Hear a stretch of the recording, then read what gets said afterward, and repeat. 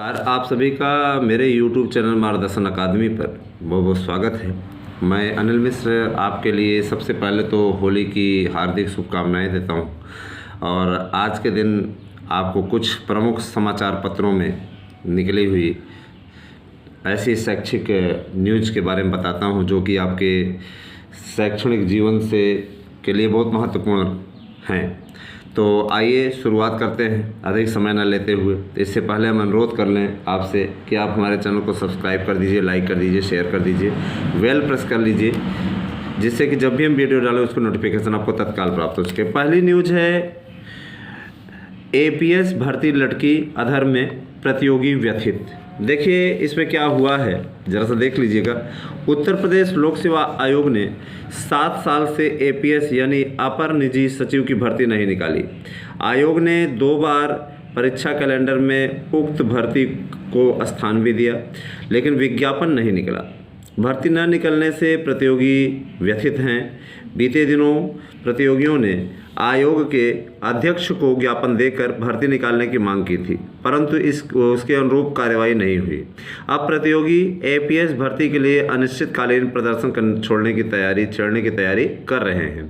उत्तर प्रदेश लोक सेवा आयोग ने 2013 में APS की 176 पदों पर भर्ती निकाली थी, लेकिन अभी वो भी पूरी नहीं हुई। इसका कंप्यूटर टेस्ट अभी तक नहीं हुआ। मामला इलाहाबाद हाई कोर्ट में लंबित है। वहीं आयोग ने अपने कैलेंडर में 2 जुलाई 2017 व 10 जून 2018 APS की भर्ती की तारीख तय की थी, लेकिन विज्ञापन न निकलने से परीक्षा नहीं हुई।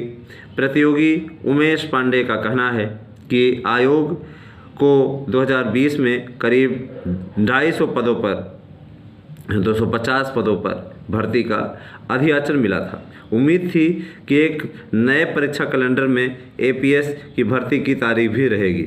आयोग द्वारा 15 जनवरी को जारी किए गए 2021 के परीक्षा कैलेंडर में 16 परीक्षाएं कराने का ब्यौरा था, लेकिन उसमें APS की भर्ती का जिक्र नहीं था। इससे प्रतियोगी ORH हो रहे हैं। वहीं आयोग के अधिकारियों का कहना है कि APS की भर्ती नए पैटर्न पे होनी है। अभी इसका पाठ्यक्रम तैयार नहीं है। पाठ्यक्रम तैयार होने के बाद भर्ती निकाली जाएगी। माने निराश होने की आवश्यकता नहीं है, ये भर्ती भी आएगी और लोक सेवा आयोग की बहुत अच्छी भर्ती है। उसके लिए पाठ्यक्रम आयोग की ओर से तैयार कराया जा रहा है। अब ऐसा तो है ना कि अभ्यर्थी आज डिमांड करें और तुरंत निकल जाए। वैसे सरकार बहुत अच्छा काम कर रही है ना। सरकार के काम करने पे उंगली उठाना ठीक नहीं है। इतनी भर्तियां निकली हुई, इतनी भर्तियां कभी आई नहीं।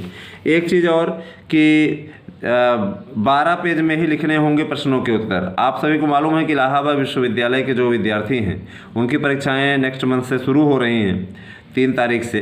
तो उनके लिए ऑनलाइन मोड में ही पेपर होगा, 2 घंटे का पेपर होगा और उसके लिए ऑनलाइन पोर्टल पे ही आपको पेज अपलोड करने होंगे।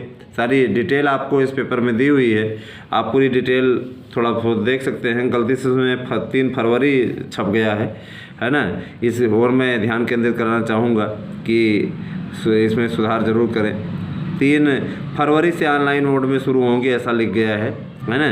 तो इसके लिए कुछ दिशा निर्देश जारी किए गए हैं, उन पर अमल कर किसी की तरह की कठिनाई से विद्यार्थी बच सकते हैं। विद्यार्थियों को प्रश्नों के उत्तर 12 पेज में ही देने होंगे। प्रत्येक पन्ने में 1 इंच की जगह ऊपर छोड़नी होगी, जबकि नीचे की बगल में नीचे और ध्यान दीजिएगा, नीचे ब्लग में आधे इंच की जगह छोड़नी होगी। माने आपको स्पेस बना करके देना होगा। और अगर कोई नया प्रश्न आप उत्तर देते हैं तो नेक्स्ट पेज से आपको देना होगा।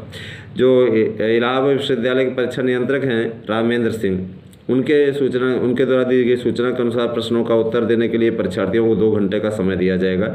30 मिनट उत्तर पुस्तिका पोर्टल पर अपलोड करने के लिए मिलेंगे। किसी अन्य तरह की कापियाँ स्वीकार नहीं होगी। माने ये मत सोचिएगा कि आप ऑफलाइन जाकर कापी जमा करेंगे तो जमा हो जाएगी। ऑनलाइन ही आपको करना है। इलाहाबाद विश्वविद्यालय के विद्यार्थी जो हैं वो लग जाएं, जिससे कि उन्हें कोई दिक्कत ना हो और अच्छा परफॉर्मेंस करें। उसके लिए उनको अग्रिम शुभकामनाएँ। अगला न्यूज़ हम लेते हैं। देखिए अगली न्यूज़ है, ध्यान दीजिएगा।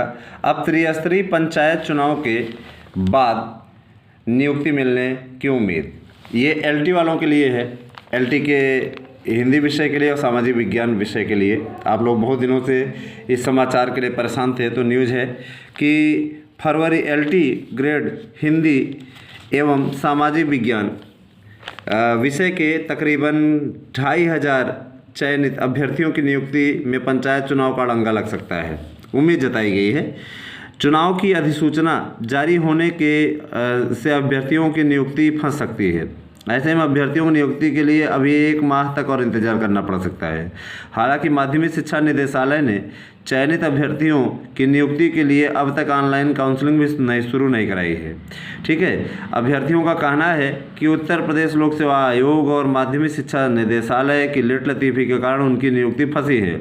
अगर दोनों ही संस्थानों ने जरूरी और औपचारिकताएं समय से पूरी कर ली होती तो होली से पहले उन्हें नियुक्ति मिल जाती।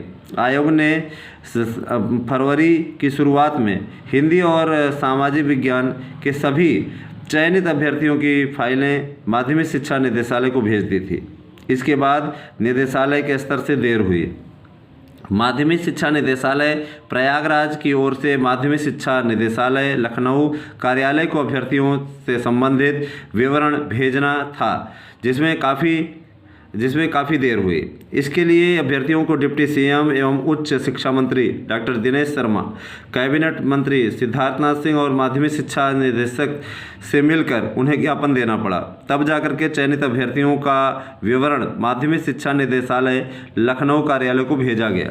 सोचिए कितना ज़्यादा करना पड़ा प्रयास। तथा निदेशालय ने जब यह काम पूरा कर लिया तो नया पेंच फंस गया। पेंच फंसाने में तो माहिर ही हैं, मालूम ही आपको, है ना, अधिकारी इस प्रकार के ही बन गए हैं। फिर कहते हैं निदेशालय ने 23 फरवरी को उत्तर प्रदेश लोक सेवा आयोग को पत्र भेजकर अभ्यर्थियों के विवरण से संबंधित सॉफ्ट कॉपी मांग ली, ताकि पूर्व में आयोग की ओर से भेजी गई फाइलों से उसका मिलान कराया जा सके। आयोग को यह विवरण ऑनलाइन भेजना था, जिसमें 1 माह का समय लगा। और कहते हैं कि आयोग ने 24 मार्च को कुल 2542 चयनित अभ्यर्थियों को विवरण भेजा था, जिसमें सामाजिक विज्ञान के 1584 और हिंदी के 958। सोचिए इतने अभ्यर्थियों को मिल जाए तो चयन बोर्ड का इंटरव्यू में इतने अभ्यर्थियों को नए सिरे से नौकरी मिल जाए, है ना, लेकिन नुकसान कर देते हैं अभ्यर्थियों का। एलटी ग्रेड सामाजिक विज्ञान पुरुष शाखा 787, महिला वर्ग में 797 और हिंदी पुरुष वर्ग में 418 और महिला वर्ग में 540 अभ्यर्थियों को अब ऑनलाइन काउंसलिंग शुरू होने का इंतजार है। लेकिन शिक्षा निदेशालय कार्यालय में कई कर्मचारियों को कोरोना संक्रमित हो जाने के कारण इनको कोरोना भी हो गया है। काउंसलिंग को लेकर का असमंजस की स्थिति बनी हुई है। ठीक है, तो अब इसके लिए आप इंतजार करें। काउंसलिंग होती भी है तो पंचायत चुनाव के बाद नियुक्ति मिलने की उम्मीद है। प्रतियोगी मोर्चा के अध्यक्ष विक्की खान ने माध्यमिक शिक्षा निदेशक से मांग की है कि ऑनलाइन काउंसलिंग के लिए पोर्टल खोला जाए, अन्यथा माध्यमिक शिक्षा निदेशालय प्रयागराज में धरना दिया जाएगा। भाई देखिए, छात्र संघर्ष के लिए लोग काम कर रहे हैं, ये अच्छी बात है, खुशी की बात है। और एक और न्यूज़ है कि जल्द जारी होंगे 2 बड़ी परीक्षाओं के परिणाम। कौन कौन सी परीक्षा है भैया? यूपीएससी, यूपीपीएससी पिछले 1 सप्ताह में जारी कर चुका है 2 अन्य प्रमुख परीक्षाओं के रिजल्ट। अब आरओ परीक्षा 2016 और पीसीएस 2020 के अंतिम चयन का परिणाम की बारी है। माने वो भी आने वाला है, बहुत जल्दी ही आ जाएगा, उसकी भी तैयारी हो रही है। तो ये थी आज की कुछ प्रमुख खबरें। आपको पुनः एक बार होली की बहुत बहुत शुभकामनाएं। आप सभी का दिन शुभ हो। हैप्पी होली। Thank you.